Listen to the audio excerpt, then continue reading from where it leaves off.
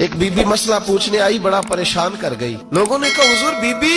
फरमाने लगे मैंने घर के अंदर जगह बनाई हुई थी, एक पर्दा लटकता था, इस तरफ मैं बैठता था, उस तरफ अगर कोई औरत मसला पूछने आती तो पर्दे के उस पार बैठ के वो बात करती। तो मेरे बेटे ने मुझे आके बताया कि एक बूढ़ी औरत आई है बाहर मसला पूछने, तवज्जो करना जरा बात पर। फरमाते पर्दे के पीछे बिठाया, मैं भी बैठ गया तो बीबी आई और जचे तुले लफ्जों में फटाफट उसने बात शुरू कर दी। इमाम साहब फरमाते बूढ़ी थी पर उसने बात छेड़ी पर्दे के पीछे बैठ के, तो बड़े जचे तुले 2-3 जुमलों में कहने लगी, इमाम साहब मसला पूछना है। फिर मैं पूछो। कहते मैं बड़ा तैयार था और मैं अल्लाह ने बड़ा इल्म से उन्हें नवाजा था। कहते मैं परेशान कभी नहीं हुआ था, लेकिन ये बीबी परेशान कर गई। फरमाते हैं मैंने कहा बीबी पूछो।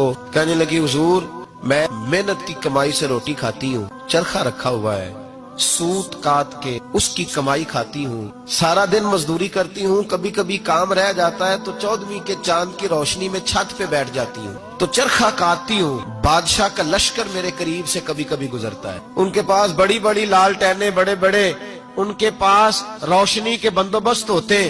लश्कर बादशाह का गुजरता है तो बहुत बड़ा लश्कर होता है, कई किलोमीटर तक वो गुजरता जाता है, तो कई दफा अचानक उसकी रोशनी भी मेरे चरखे पे पड़ जाती है।